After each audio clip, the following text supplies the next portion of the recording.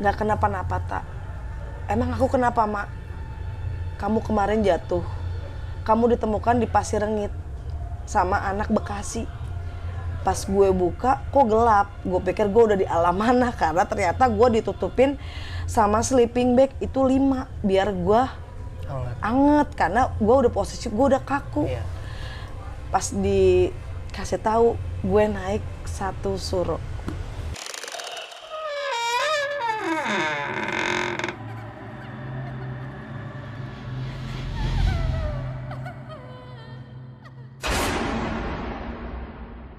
Assalamualaikum warahmatullahi wabarakatuh. Balik lagi dengan gue Gilang dan masih di ngobrol.com.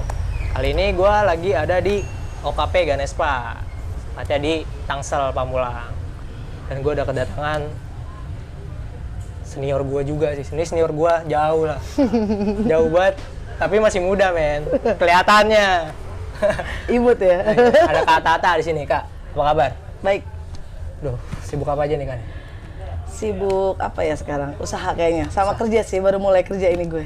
Kerja di desain interior. Interior. Nah, Kak Tata ini punya pengalaman sempat hilang nih di Gunung Salak ya kayak ya. Pada tahun 2004. 3. Oh, 2003, sorry, 2003. Sedikit lu jelasin dulu tuh kenapa bisa hilang sih waktu itu? Jadi waktu itu ada perkumpulan semacam siswa lah di sekolah. Memang dulu kita lagi aktif-aktifnya. Dulu pecinta alam tuh memang belum banyak ya. Kayak siswa tuh maksudnya belum se-booming sekarang. Kita dulu mau mengadakan latihan gabungan di beberapa sekolah. Dan tuan rumahnya di SMA gue di Triguna. Waktu itu sih kita lagi naik ke mana? Kawah Ratu, tiba-tiba pas mau pulang gue ketemu sama senior dan teman-teman gue dengan 5 orang itu dengan muka rata. Oke, itu teman-teman sedikit kisi-kisi nih dari Kak Tata nih. Pokoknya teman-teman jangan lupa subscribe, like, komen, dan selalu support lah channel ngobrol.com biar kita makin semangat dalam membuat konten. Oke, gimana sih kelanjutan cerita dari Kak Tata ini? Langsung aja simak videonya.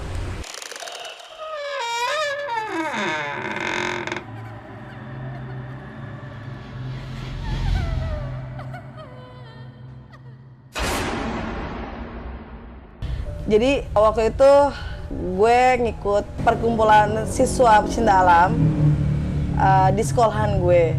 Jadi suatu ketika kita lagi ngumpul-ngumpul dan tercetuslah kita ngadain latgaf yuk gitu. Oke, kita ngadain latgaf dan tuan rumahnya pun dari sekolahan gue. Gue sekolah di Dayak, Triguna lah. Nama siswa gue Stripala.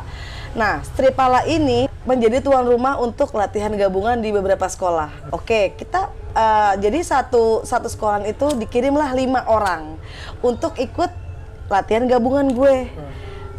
Udah ikut, kita ngumpul, terus kita briefing gimana manajemen perjalanan seperti apa yang akan dilakukan di sana untuk latihan gabungan itu. Kita ada acara navigasi darat itu di Gunung Perbakti. Itu posisinya kita naik dari Curug Seribu. Udah oke, gue jadi ketua pelaksana. Kita jalan, kita briefing, udah nyampe di Gunung Salak. Udah tuh kita briefing atas, kita mendirikan tenda. Awal dari kita untuk memulai untuk perjalanan itu kita mau navigasi darat di Gunung Perbakti. Setelah dari Gunung Perbakti, acara berikutnya kita akan naik ke Kawah Ratu. Tibalah naik kita ke Kawah Ratu. Kawah Ratu itu sekitar ada 20 peserta yang ikut. Dari berapa sekolah? Dari kalau nggak salah 5 sekolah. Oh, iya.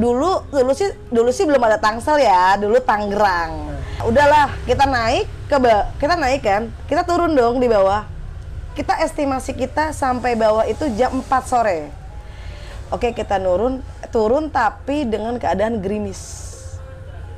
Itu kita ngambil momen, kita mendaki ke atas, kita hiking ke atas itu di tanggal merah.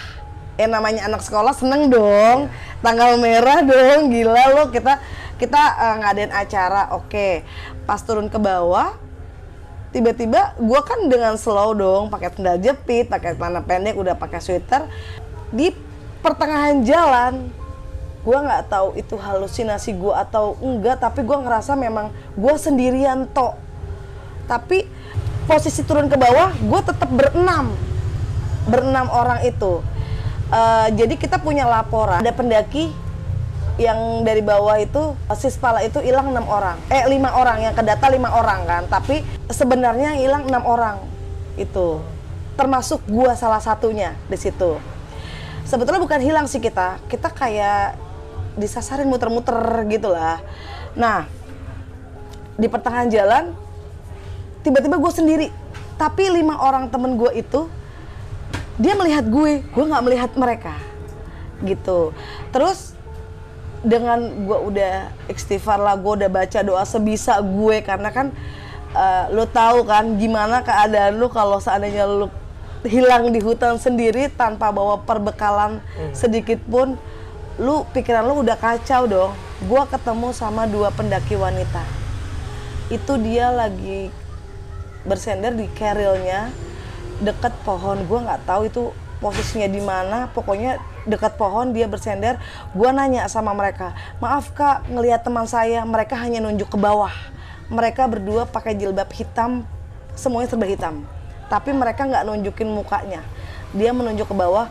Gue lari tapi gue ngerasa lari, temen gue ngelihat gue jalan. Jam berapa waktu itu? Itu sekitar jam 5 sore. 5 sore. Tapi dengan keadaan gerimis. Kalau di gunung kan kalau udah jam 5 sore udah agak-agak kabut ya? Kabut gelap gitu kan. Dan gue memang nggak bawa headlamp sama sekali. Itu gue jalan, tapi gue nemu batu. Gue ngerasa itu gue lari, tapi ketemu batu itu terus selama 3 kali. Ya kan? Nah terus tiba-tiba di persimpangan jalan, gue ketemu sama senior gue, sama ketua gue, sama 3 temen gue yang sama-sama Sispala. Mereka berjajar rata. Dia berdiri berjajar baris, berbaris tapi dengan muka rata. jelas tidak? Jelas muka rata, tapi mereka nunduk. Tapi gue melihat mereka satu-satu, dan di situ gue kebingungan sama sekali. Gue udah pasrah sama diri gue. Kalau memang Allah mau ngambil gue di gunung, ya udah. Gue udah pasrah. Kalau gue mau meninggal sini, ya udah pasrah, udah. Gue bawa payung.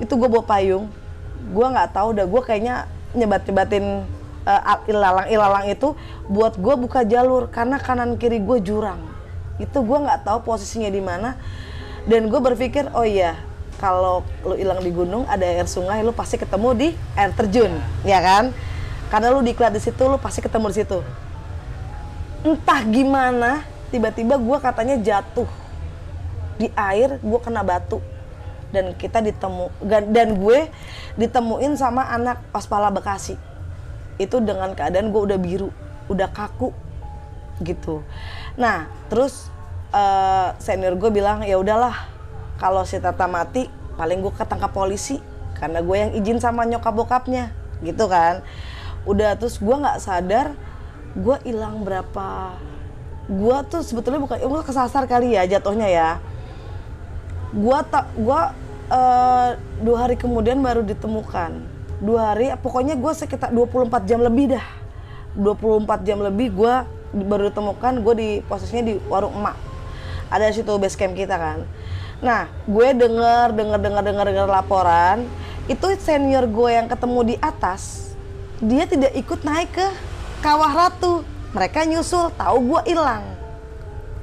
Oh. Gitu. Jadi udah gitu laporan di atas yang hilang hanya 5, bukan 6. Jadi ada 1 tenda yang ditidurin sama temen gue yang sama-sama kita hilang. Gitu. Nah terus pas usut punya usut, turunlah kita ke emak, baru cerita, nggak kenapa-napa tak. Emang aku kenapa mak? Kamu kemarin jatuh, kamu ditemukan di Pasir Rengit sama anak Bekasi. Pas gue buka, kok gelap? Gue pikir gue udah di alam mana, karena ternyata gue ditutupin sama sleeping bag itu 5, biar gue anget, karena gue udah posisi, gue udah kaku. Iya. Pas dikasih tahu, gue naik 1 suro. Merinding dong gue ini. Ya, wallahu alam sih kalau misalnya memang intinya sih kalau lu naik gunung lu jangan bengong. Itu yang kebanyakan gue alami itu, gue kalau naik gunung ya bengong gitu. Makanya dari situ pelajaran sih banyak ya. Kekompakan lu. Udahlah, pokoknya intinya lu jangan jalan sendiri-sendiri lah lu kalau naik gunung. Lu harus walaupun lu depan, lu harus ngeliatin belakang. Tapi posisinya waktu itu mereka ngelihat gue nggak ngeliat mereka sama sekali. Dan gue bener-bener posisinya di dalam hutan sendiri. Nah begitu cerita gue nih waktu gue hilang di Gunung Salak di tahun 2003 di satu suro. Sebenarnya menurut gue itu udah hilang karena udah lewat dari 24 jam. Kalau nyasar mungkin 5-10 masih hitungan nyasar lah. 2 jam, 3 jam. Misalnya kita 3 jam di situ-situ aja, itu nyasar. Kalau udah sehari dan kita udah nggak menemukan jalan, ya itu nyasar sih. Itu udah hilang sih menurut gue.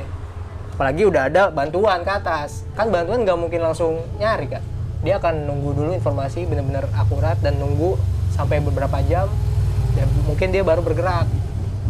Biasanya bantuan kayak gitu kan. Kalau itu jatuhnya udah hilang sih menurut gue. Nah, paling gini Kak. Waktu ketika momen lu hilang itu, jadi posisi teman-teman kan udah ke bawah ya? Iya, posisi lu udah ke bawah dan lu tiba-tiba nggak tahu lu tiba-tiba sendirian. Dan lu bertemu 2 pendaki berhijab. Dia sama sekali nggak ngomong? Enggak, tapi dia hanya menunjuk ke bawah, ngasih jalur turun gua ke bawah. Secara nggak langsung dia membantu lu? Iya. Dan di momen kedua, lu bertemu senior ya? Senior gue sama sama teman-teman gue. Senior lo yang baru akan menyusul. Iya. Tapi ketika lu nyasar lu melihat mereka. Ada 2 orang itu.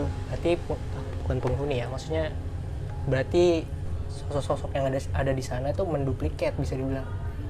Oh iya. Bisa dibilang kayak gitu. Karena apa ya? Momennya kan dia baru akan berangkat. Dan di momen itu lu nyasar, otomatis nggak ketemu dong. Begitu ya? Berarti secara nggak langsung mereka-mereka yang ada di sana nih menduplikat sosok teman-teman lu ini berarti kan? Iya sih, karena gue juga sempat kaget pas gue tahu mereka baru nyusul karena mereka dengar berita gue hilang, 6 pendaki hilang itu nyasar, mereka langsung datang ke sana dari Jakarta. Karena sih gue sempat dengar tim SAR sudah naik ke atas perhutani sama helikopter. Helikopter? Untuk mencari, karena posisinya sudah gelap. Nah, pas waktu si orang Bekasi ini menemukan lo itu jam berapa? Gue kan nggak inget, jatuh gue. Kan udah malam, gue jatuhnya udah mau maghrib. Pas lo jatuh lo inget jam berapa? Ya gue nggak ngeliat jam, gue udah panik. Karena waktu itu udah gelap banget? Iya udah gelap banget, kabut. Oh. Itu udah kabut dan gue kayak tidur sebentar gitu loh, tapi gue nggak bangun-bangun gitu loh. Tapi lo inget gak ketika dari pendaki hijab yang pertama, itu kan katanya jam 5 ya? Sampai lo menemukan kali, itu jam berapa? Batas dari spare-nya? Wah, gue nggak inget sama sekali karena gue udah panik. Perkiraan lo? Kayaknya lama, tapi kayaknya sebentar gitu loh. Tapi kayaknya gue lari tuh kayaknya di situ-situ aja gitu loh. Tiba-tiba gue nggak tahu kenapa kayak gue kegelincir batu ke dalam, kayak ke air gitu. Nah itu gue ditemukan di air terjun Pasir Rengit. Pas ya memang momennya gue 1 tahun sebelum kejadian itu kan gue diklat. Gue ditemukan di tempat gue pertama kali pelantikan. Pengukuhan. Di air terjun Pasir Rengit. Ya berarti secara nggak langsung sebenarnya lu masih ingat betul harusnya tempat itu kan Kak? Yang mana? Di tempat pelantikan itu kan sekitar tempat pelantikan kan berarti? Iya, itu gue dikasih tahu. Gue ditemuinnya di situ. Gue dikasih tahu. Gue nggak inget sama sekali. Gue ingetnya, gue masih inget. Daya inget gue tuh masih agak separoh-separoh. Pokoknya gue dalam hutan. Tapi gue masih inget. Sampai sekarang pun gue masih inget gue ketemu sama sosok 2 orang wanita itu sama 5 pendaki teman-teman gue itu yang dengan muka rata, gue masih inget, dan batu gue inget. Nah, paling lu jelasin sedikit ya Kak, soal gimana kondisi waktu itu di lapangan ya, entah itu dari jalurnya sampai lu menemukan kali waktu itu. Jalur Gimana sih kondisinya jalurnya? oh berakar banget, maksudnya Emang bukan trek waktu itu? itu memang trek, tapi kayaknya gue kayak salah jalur. Tapi gue menemukan ini kayak sungai kecil di pinggir kiri gue. Itu kayak ada sungai kecil, memang ada sungai kecil, ada aliran sungai gitu. Tapi kata pendaki-pendaki lain memang itu nggak ada. Aliran air itu memang nggak ada. Itu halusinasi lo.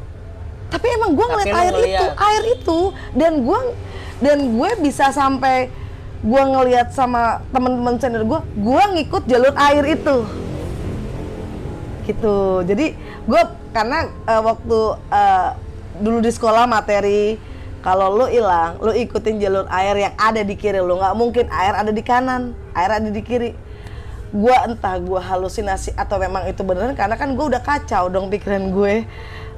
Ya nggak mungkin gue paling gue selamat, paling gue enggak dong, karena kayak udahlah gue pasti mati di sini gitu loh. Ya namanya anak sekolah ya kan, kita nggak tahu, nggak kayak zaman sekarang kan bisa pakai gadget, bisa pakai apa kan. Dulu mana ada zaman handphone ya kan, ya udah hilang mah ya udah mati gitu. Ini Kak, paling setelah penemuan lo nih Kak, itu kan berlangsung setelah 2 hari katanya. Nah teman-teman lo waktu itu gimana tuh Kak? Ya gue dipeluk, ya gue terlalu sadar, tapi gue kayak orang, emang gue kenapa? Karena gue nggak inget, tapi gue inget kalau gue tuh kayak tersesat gitu loh, gue tersesat di tengah hutan itu, tapi gue nggak inget, dan ini yang nemuin lo, gue kenalan, oh iya Kak, waktu itu gue ketemu sama lu udah di pinggir di batu di bawah air terjun Pasir Rengit. Dia lagi, gue nggak nanya sih dia lagi ngapain, bisa gue ketemu sama gue. Ya pokoknya intinya gue nggak sadar, gue udah dibacain doa. Ya you know lah orang pendaki seperti apa kan. Ya kita kan nggak tahu ya, kan kita 2 alam kan. Gue yang nggak sadar, tiba-tiba pas sadar ya gue kayak orang, teman-teman gue, tapi lu nggak kenapa-napa kan? Ya gue nggak kenapa-napa gitu loh. Tapi gue masih inget kejadian kalau gue tuh pernah hilang di Gunung Salak 1 Suro 2003. Itu yang paling lu inget kayak? Sampai sekarang. Makanya lu bisa ngejelasin soal lu ketemu 2 pendaki hijab. Iya. Dan sosok-sosok yang menduplikat teman-teman lu. Iya. Nah mungkin paling apa ya, setelah kejadian itu Kak, lu pernah naik gunung lagi atau lu mengalami trauma yang hebat? Gue trauma dengan air terjun. Sampai sekarang? Baru-baru ini sih baru berani ya. Karena gue ngerasa, gue takut dengan air terjun, gue takut dia nibanin gue. Airnya tuh takut nibanin, gue takut banget. Dan selama hilang itu sekitar 2015-an baru gue mulai mendaki, karena rasa trauma gue dengan, gue tetap ikut pendakian, ikut pendidikan, tapi gue nggak berani dengan air terjun, tapi gue nggak pernah naik ke atas karena masih ada rasa trauma. Berarti lo hanya stay di base camp lah? Iya. Masak-masak paling gitu? Enggak juga? Enggak. Di bawah warung? Iya. Tapi gue kalau gue ke lapangan siang hari, gue nggak berani malam karena gue trauma, karena mungkin trauma gue masih membekas banget kan ya, karena gue juga penakut kan, jadi gue kayak was-was, gue kalau naik gunung gue takut hilang lagi gitu dong, gue masih mau hidup panjang gitu, karena sampai sekarang pun almarhum nyokap bokap gue nggak tahu gue dulu pernah hilang. Mungkin kalau gue pernah hilang gue nggak bakal boleh naik gunung lagi sampai sekarang. Surat izin mendaki putus ya? Iya, putus total itu kayaknya. Alat-alat gunung gue kayaknya dibuang apa dibakar gitu. Nah, momen epic apa sih Kak yang pernah lu ketemu di Salak sih sebenarnya? Waktu itu 2015 setelah gue pendakian yang 2003 itu Lu kembali lagi. Tapi gue ke salah satu nyobain setelah Sukhoi. Ya. Tabrakan Sukhoi dong. Naik gue sama pendaki Bogor dulu. Itu gue lewat Cidahu, di situ ada Plang. Lu pasti tahu dong Plang, ada bacaan Gunung Salak 1, Plang itu. Itu ada kayak ular naga besar banget, itu ngelingker. Di pohon atau? Enggak, Di Plang itu? Di belakang Plang itu. Sebesar apa, Kak? Gede banget deh, kayak raksasa gitu. Tapi gue langsung udah enggak. Tapi yang kemasukan temen gue. Setelah lu melihat itu, temen lu kemasukan? Iya. Kemasukan apa tuh? Penunggu situ. Karena gue naik sama teman-teman spiritual gue. Ya dia juga mendatangkan sesuatu. Jadi gue juga agak-agak parno kalau naik sama mereka gitu. Tapi setelah lewat Bajuri, Bajuri kan, di bawah sedikit, itu gue sama temen gue bertiga. Harusnya kita turun sampai bawah sore. Kita turun dari atas jam 10 pagi sampai bawah setengah 9 malam. Hampir 12 jam? Ya. Karena kendala? Nggak tahu. Lama ke bawahnya. Padahal lu merasa normal loh? Iya. Dari situ, dengkul gue ngegeser. Jadi setiap gue jalan, ada akar, kaki gue angkat. Itu beratnya kayak ngangkat 20 kilo beban. Gue ngangkat betis gue sendiri. Dan temen gue kena kelabang. Itu kakinya besar banget dan udah biru. Tiba-tiba dia ngempes sendiri, kita bisa jalan. Dibacain doa sama dia. Gue nggak tahu ya, itu kelabang beneran apa bukan. Nah itu. Setelah lu mengalami yang bisa dibilang hilang itu, Kak, trauma yang bikin lu sampai sekarang gitu, mungkin masih membekas apa sih, Kak?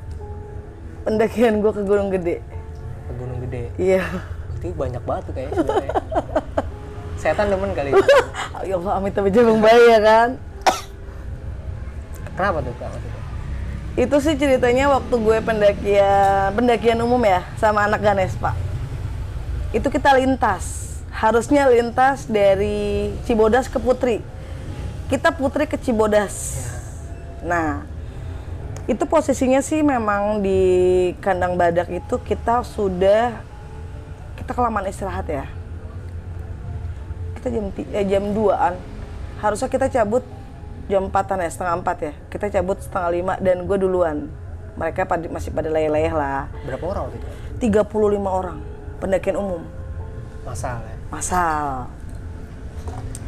Itu posisinya, gue sengaja turun duluan karena gue mau ngelewatin air panas sebelum jam 6. Terus biar nggak berkabut dong kacamata gue, udah gue jalan santai. Di pertengahan jalan, itu sudah malam, headlamp. Jadi tadinya gue bertujuh, tiba-tiba mereka, gue nggak ngerti mereka jalan santai nungguin gue di belakang atau dia duluan karena posisinya gelap. Jadi gue bertiga dengan punya headlamp 1, sisanya gue pakai handphone berdua. Itu sesampainya gue di pertengahan jalan, karena gue sering dengar Telaga Warna begini. Sampailah gue di Telaga Warna kan. Jam berapa tuh, Kak? Itu gue ngeliat jam sekitar 8:30. Ya, 8:30 malam, jam 8, 8:30 lah ya. Gue dengar suara petasan. Dan gue dengar suara motor.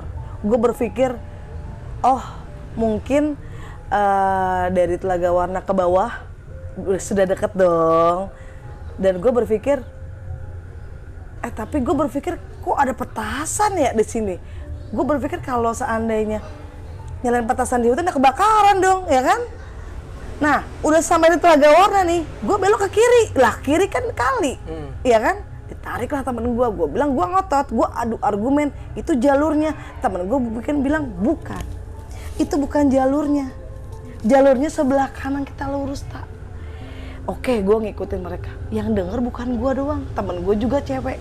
Temen gue satu mualaf. Dia dengar suara petasan juga gede. Jedar, jedar, jedar, jedar. Gimana dong, kayak orang besanan gimana sih menyambut besan kan? Itu suara petasan banyak banget. Gue pikir dari Telaga-Warna ke bawah sudah deket dong ke perkampungan. Ternyata jauh. Pikiran gue jauh banget, dan di jembatan apa tuh yang itu tuh kan dia ada yang bolong. Itu kayak kaki gue dipegang. Gue lari tapi gue nggak nyampe. Itu gue ngerasa dari pas pengen turun ke jembatan ke bawah kan cuma berapa menit sih? Gue bisa 1 jam di situ. Itu lama banget dah. Itu pun gue udah bebacaan aja dong, udah parno karena gue nggak pernah turun malam. Dalam kondisi apapun gue cuman beberapa kali gue turun gunung tuh malam. Udah gue sampai base camp bawah ke Mang Idi ya. Mang Idi setengah 10, lewat jam 10. Ternyata di bawah nggak ada orang, anak-anak belum sampai. Ternyata gue duluan yang sampai. Nah, udah kita nunggu, gue udah mandi, gue udah makan, udah istirahat lah, udah tidur. Datanglah teman-teman gue dan peserta. Itu jam 2 pagi. Setengah 3 pagi mereka baru pada ngumpul di bawah. Pokoknya sekitar dari perkiraan dari jam 1 sampai jam 2 pagi lah ya.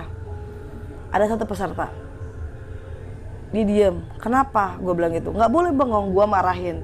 Pokoknya keegoisan gue keluarin situ. Lu ngapain lu diem? Gue bilang gitu kan. Nggak, dia baru cerita. Di Telaga-Warna dia ketemu orang, bukan ketemu orang sih, ada pesta di situ, seperti pesta nikahan. Gue sambungin sama cerita gue merinding ya kan, gue sambungin, gue dengar suara petasan, dia dengar suara orang hajatan, nyambung dong. Di situ pas kita pulang, salah satu peserta gue nggak mau pulang, dia mau tetap di situ, tinggal di situ. Tapi dari ranger sana sudah ngomong baik-baik secara batin, jangan, kasihan anak ini, sudah lain alam. Akhirnya kita pulang, dia gue merinding, dia tetap ngamuk di mobil, mau tetap di situ, tapi diobatin sama senior gue, udah bisa. Karena gue punya momen juga sama sih kak, mungkin lo tadi 2 cerita di Telaga-Warna ya, kalau mendengar petasan dan salah satu peserta mendengar orang hajatan, ya? Melihat orang hajatan. Nah, gue pernah di satu momen kak, ya jembatan seberapa jauh sih kak ya? Dari jembatan itu, jembatan setelah Telaga-Warna kan, kalau misalkan dari bawah. Jembatan menuju ke Telaga-Warna, ya seberapa jauh juga sih? Ya nggak jauh kan? Nggak jauh. Kalau gue hitung sekitar 100 meter lah. Gue pernah kak, dari jembatan, dan gue menapaki turun jembatan setelah selesai di tangga akhir, gue tuh disambut gitu kak. Jadi gue tengah-tengah jalan? Gue di jalan di antara tengah-tengah mereka. Jadi teman gue duluan, 2, gue bertiga nih posisinya. Temen gue. Oh sama, belakang. Kita bertiga ya? Nah, lu bertiga, gue bertiga. Temen gue, gue jalan, ini tuh, aduh sumpah, gue merinding. Itu tuh panjang banget kak, dan mereka baris. Sempet gue menoleh, gini kan, gue sempet ngeliat sosok tuh palanya terbalik begini. Jadi badannya madep sono dan palanya madep gue. Oh iya. Dan sininya ini berdarah. Insya Allah. Terus ada yang palanya pecah, ada yang tangannya nggak ada. Itu sampai menuju ke Telaga-Warna. Oh lu posisinya lu mau naik ya? Gue mau turun. Oh mau turun? Mau turun dari jembatan setelah selesai menuju ke Telaga Biru, itu gue sepanjang jalur itu. Seperti hajatan juga? Itu gue tuh sampai nggak berani ngeliat kanan kiri ya. Setelah gue sekali ngeliat, gue inget banget. Pas gue ngenoleh nih, satunya tuh paling gue inget itu, yang terbalik itu. Sampai sekarang gue nggak bisa lupa sih kayak. itu sosok paling serem sih daripada kuntilanak dan sebagainya menurut gue ya. Nggak tahu deh itu, gue juga nggak tahu gue disambut seperti apa, karena setelah gue ke bawah ternyata temen gue ketempelan Kak. Sama berarti kayak. Yang pertama temen gue tuh ketempelan karena mungkin dari atas dia udah marah-marah. Oh, emosi dia ya. Emosi. Dan untungnya gue juga nanggepin dia dingin, maksudnya gue nggak panas. Yaudah ayo istirahat, yaudah ayo. Udah jalan duluan, ya udah gue tungguin. Begitu gue sabar tuh. Sampai pada akhirnya di bawah, gue minta temen gue untuk cari orang pintar waktu itu. Ketika turun, pas gue udah nyampe base camp, ternyata orang ini bilang Kak, si orang, gue nggak ngerti dia pokoknya dibawa ke masjid, dan orang ini bilang ke temen gue, kalian tuh tadi disambut dan pengen hampir masuk ke gerbang lain, gitu ternyata Kak. Tapi setahu gue, yang jembatan yang lewat itu ada gua. Lo tahu gak? Di situ ada gua. Gue diceritain sama siapa gitu temen gue. Guanya nggak gede sih, kecil. Gue nggak tahu itu gua apaan. Tapi sampai sekarang lu masih trauma nggak? Kalau untuk mereka gede, gue up dulu deh. Terakhir kapan ke gede Kak? 2019. Terakhir itu? Pendakian gue gue lupa deh, antara 2018 atau 2019 tuh terakhir, karena abis itu kan pandemi kan. Udah itu gue terakhir. Pokoknya setelah gue pendakian umum 2 minggu kemudian gue diajakin pendakian, gue nggak mau. Mereka tanya dong, kenapa Kak? Nggak, lu pasti ada cerita, sesuatu cerita. Gue tetap nggak mau cerita. Gue bilang gue nggak mau.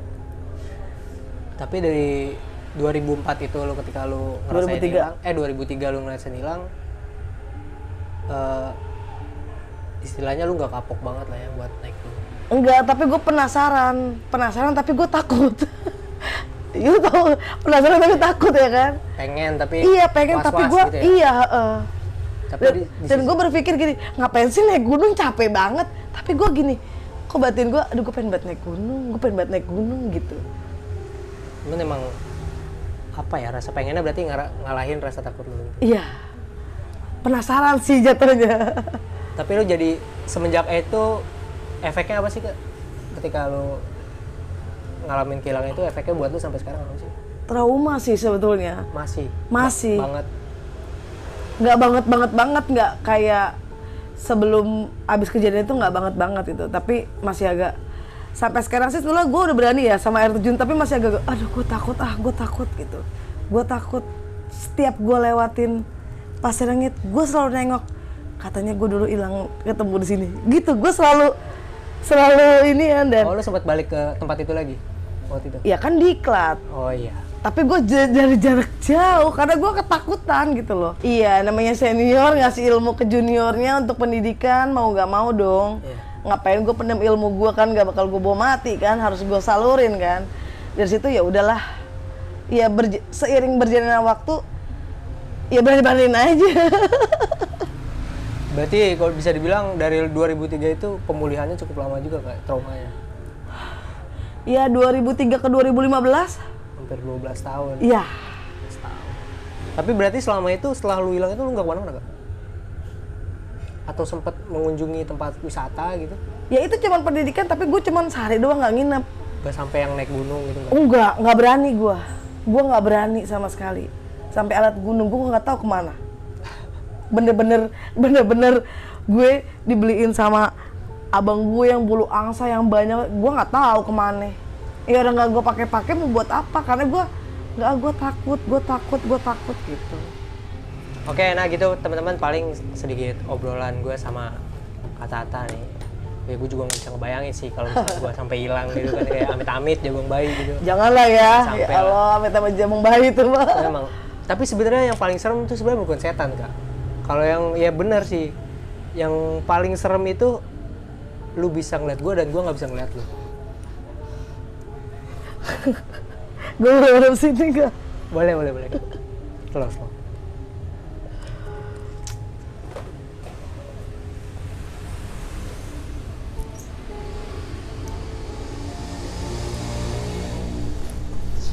aman. Nah itu paling ya sebenarnya yang paling serem tuh bukan ketemu yang begituan Kak. Yang serem itu lu bisa ngeliat gue dan gue nggak bisa ngeliat lu. Itu serem banget sih menurut gue. Iya. Dan apalagi ketika ya mungkin kalau alhamdulillahnya lu bisa balik gitu kan. Iya. Yang ditakutin kan lu nggak bisa ngeliat gue selamanya gitu. Itu tuh gue apa ya, sampai sekarang ketika gue naik gunung ya itu yang paling gue takutin gitu. Makanya di kondisi apapun gue nggak bakal ngemis sama temen gue. Misalkan gue naik bertiga, gue harus bertiga terus. Mau lu ngambil air, mau lu ngencing, ayo keluar bertiga gitu. Kalau gue sebenarnya Kak, yang bisa lu kasih ke penonton gue apa nih? Dari berbagai pengalaman lu, apa yang lu bisa kasih? Kalau ya pesan gue nih, kalau misalnya ya lo naik gunung, ya lo naik bareng-bareng, turun bareng-bareng, dan jangan deh sekali-sekali lo misah dengan keegoisan lo, gue mau turun duluan. Jangan pernah deh, walaupun keadaan lo lapar, lo pengen pup misalnya, lo pengen pipis kan, ya lo pasti otomatis aku pengen pipis. Temen lu bilang, ya udah gue tungguin. Udah nggak usah lu jalan duluan, lu nggak boleh kayak begitu. Intinya, gue mau pipis temenin gue dong. Oke, kita temenin rame-rame walaupun misalnya, gue malu. Tapi mereka berjauhan, tapi dengan keadaan menjaga. Dan lu posisinya, lu masih sama mereka. Dan lu pokoknya intinya sih tahan dah. Keegoisan lu di gunung tuh seperti apa? Karena kan terlihat dong sifat asli lu seperti apa di gunung dengan keegoisan lu. Mungkin waktu itu yang pas gue hilang, gue egois dengan diri gue sendiri. Gue pengen nyampe buru-buru ke bawah karena gue lapar dan kedinginan. Itu aja. Ada lagi? Udah cukup. Oke teman-teman, itu dia obrolan singkat gue sama Kata Ata nih. Kata Ata nih emang pengalamannya luar biasa lah. Di berbagai organisasi juga dia banyak nih. Apa aja sih Kak? Backpacker Jakarta ya? Ya, gue Backpacker Jakarta. Gue ikut di keanggotaan OKP Ganespa. Gue angkatan 2 di Stripala, Triguna Utama Dayak. Gue di anggota Adventure Camp, jadi kayak perkumpulan teman-teman komunitas lah, senasional. Terus apalagi ya, gue juga sampai lupa ya. Nah, lu bisa kebayangin kan kalau dia pakai Slayer. Banyak. organisasi sampai tutup palanya tuh. Oke teman-teman, thank you banget udah nonton video ini. Jangan lupa untuk selalu support channel ngobrol.com, dan sebelumnya thank you banget Kak udah mau berbagi kisah lah. Thank you, sama-sama. Di channel gue, yang penting lu sehat terus aja. Amin. Dan semoga ini dia lagi punya catering apa kan mereka? Bukan catering sih sebetulnya, gue memproduksi bakso homemade sendiri. Setelah gue udah nggak mau jadi orang kantoran, gue nggak mau punya bos, tapi gue mau jadi bos. Karena sebaiknya pekerjaan adalah pengusaha. Yes, benar. Karena lebih tinggi gajinya pengusaha daripada pegawai. Nah, jangan lupa kalau misalkan lu mau nyoba jadi pengusaha, lu harus siap sakit. Ya, benar. Bersakit-sakit dahulu, lu bersenang-senang, kemudian lah lu bisa menikmati traveling dengan duit lu sendiri tanpa lu nungguin gaji dari perusahaan lu. Oh, yang penting sebenarnya satu, ketika lu sakit lu jangan jangan berpikir lu akan selalu sakit. Lu suatu saat lu bakal sembuh dan lu bakal bahagia gitu kan gitu. Itu luar biasa nih motivasi gue. Pokoknya lu kalau naik gunung sama gue aman lu gue masakin. Gue kokinya gunung. Oke teman-teman, thank you banget sekali lagi udah nonton video ini. Jangan lupa untuk like, comment, subscribe, dan jika ada komentar silahkan komentar ke bawah. Dan jika kalian ingin mengirimi cerita, boleh langsung email di deskripsi di bawah. Thank you banget. Gua akhiri video ini. Assalamualaikum warahmatullahi wabarakatuh. Tetap di ngobrol.com.